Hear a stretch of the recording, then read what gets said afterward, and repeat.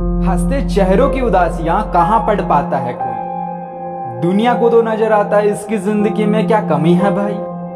इसके पास तो सब कुछ अच्छा है। पहले मैंने उदासियों के बारे में सिर्फ सुना था, आज मैंने देख भी लिया।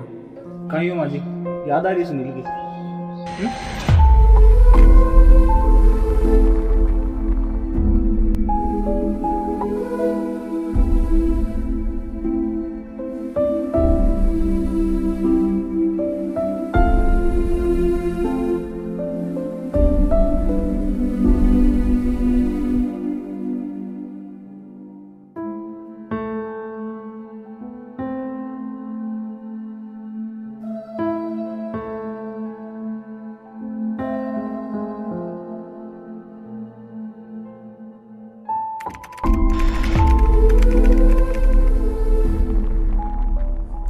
मैं बात कर रहा हूँ राजस्थान के एक प्रमुख पर्यटक स्थल हर्ष पर्वत के बारे में, जिसके पहाड़, मिट्टी, पेड़ पौधे सब में भगवान बसते हैं। शेखावाटी के हृदय सीकर से 16 किलोमीटर दूर प्राचीनतम अरावली पर्वत श्रृंखला का हर्ष पर्वत पौराणिक, ऐतिहासिक, धार्मिक, पुरातात्विक दृष्टि से एक प्रसिद्ध प्राकृतिक स्थल है,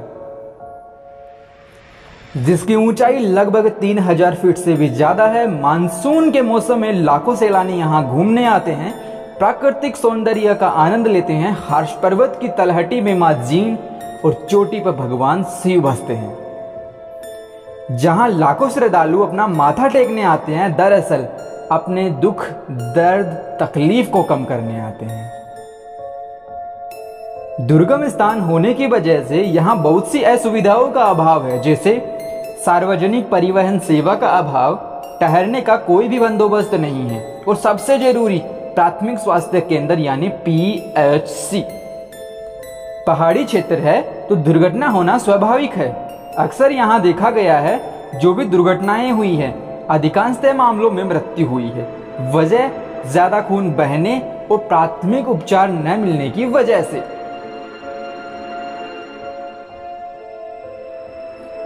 चलो आपको मिलवाते हैं एक ऐसी फैमिली से जिन्होंने इस दुख, दर्द, तकलीफ को भोगा है, महसूस किया है। एक माँ ने अपना बेटा खोया है और एक पिता ने घर का चिराग। कहीं हो माजी, याद आ रही सुनील की?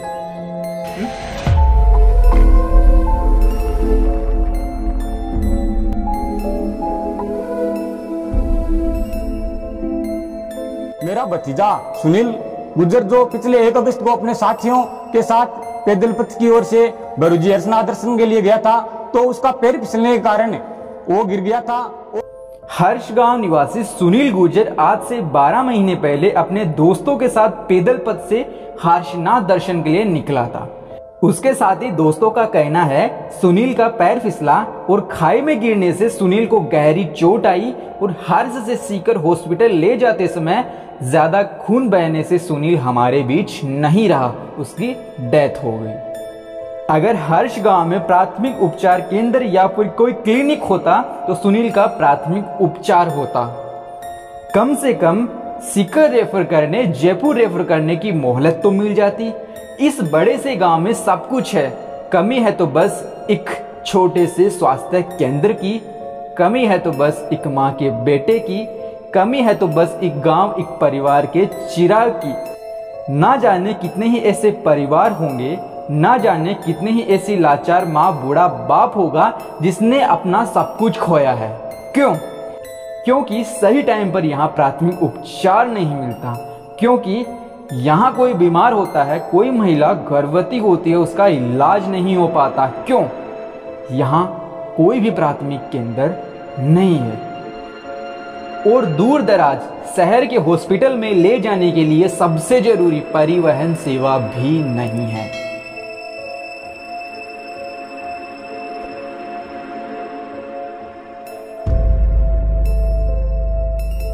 गवर्नमेंट के कुछ ऐसे रूल्स हैं कि जिस भी गांव की आबादी 30,000 से ज्यादा हो वहां एक PHC सेंटर होना चाहिए। लेकिन हर्ष, मंडावरा, बाय, मालियों की ढाणी, देवगढ़, रावजी की ढाणी, हीरामल नगर की आबादी 30,000 से ज्यादा की है, फिर भी यहाँ कोई भी PHC सेंटर नहीं है। तो ऐसा क्यों?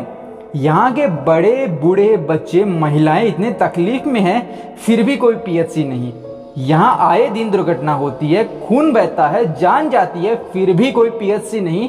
तो ऐसा क्यों?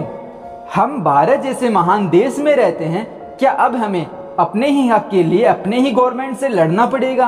हमारी मांगे पूरी हो, पूरी हो, पूरी हो। हमारी मांगे पूरी हो, पूरी हो, पूरी हो। हरस में पीएचसी देनी होगी, देनी होगी, देनी होगी। हरस में पीएचसी देनी होगी, देनी होगी, देनी होगी। गांव वाले खूब प्रयास कर चुके हैं, अब लगभग यही सोच रहे कि ये अंतिम मौका है। अगर स्वीकृत नहीं होगा तो गांव वाले आगामी चुनावों का बहिष्कार करेंगे। हर्ष के बड़े बूढ़े बच्चे महिलाएं इतने जागरूक हैं, गांव में एक छोटे पीएचसी सेंटर के लिए ना जाने कितने प्रयास कर चुके हैं, ना जाने कैसी कैसी मुहिम चला दी है, लेकिन बदले में मिला क्या? कुछ नहीं।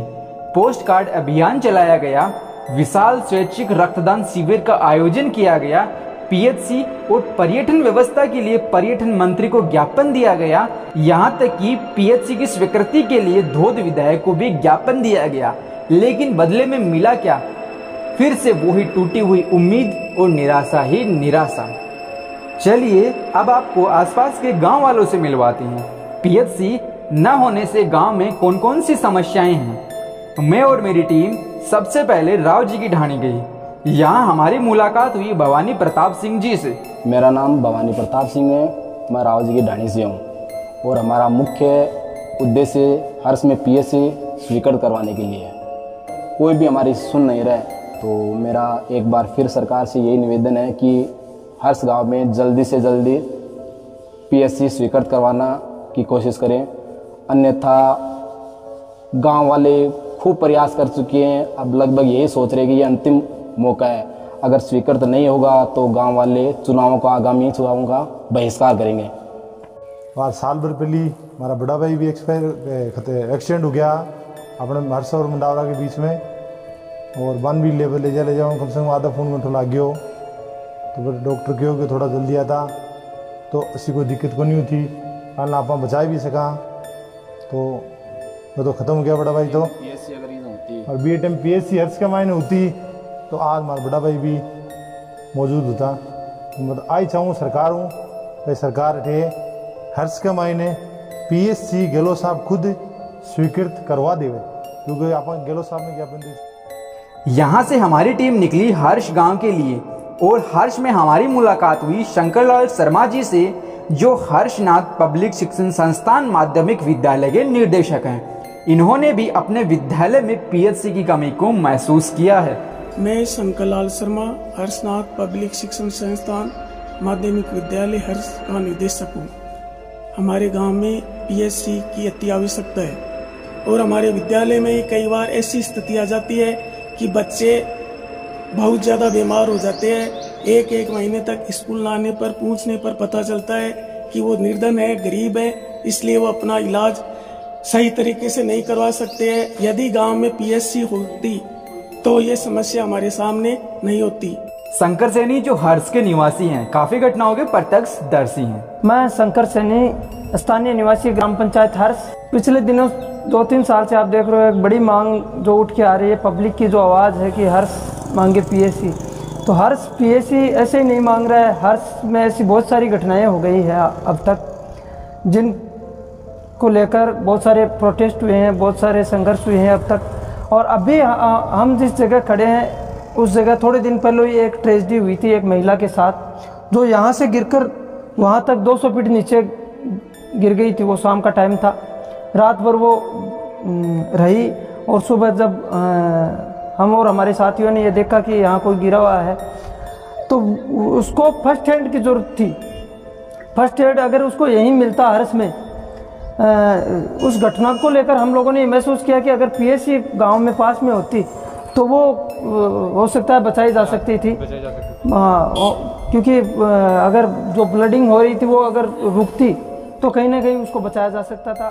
बाद में हमारी टीम निकली गांव मंडावरा की तरफ। वहां हमारी मुलाकात हुई कुछ नामी सज्जन व्यक्तियों से। प्रसाद गुजर, ग्राम मंडावरा से हूँ। पीएचसी के लिए यहाँ पर पोस्टर अभियान में किया है। स्थानीय जो विधायक है परशुराम जी, उनसे भी लोगों ने संपर्क किया है। और जो हमारे सांसद महोदय उनसे भी संपर्क किया है। और हम चाहते हैं कि आसपास चाहे मंडावरा या हर्ष में एक पीएससी सेंटर बनना चाहिए, ताकि जो आसपास के गांव है, उसके अलावा जो पर्यटक आते हैं, कई बार वो घायल हो जाते हैं, कई बार एक्सीडेंट हो जाता है, तो उनको सुविधा नहीं मिल पाती है, वो सुविधाएँ मिले। बार बार हमारे आग्रह करने के बाद भी यदि सरकार हमारी मांगें नहीं मानती है, तो आने वाले विधानसभा चुनाव में हम आसपास के गांव के लोग मिलकर के चुनावों का बहिष्कार करने का कदम भी उठा सकते हैं। मैं सौरभ शर्मा, ग्राम मंडावरा। वास्तव में इस वक्त हमारे यहाँ पीएससी की बहुत ही आवश्यकता है।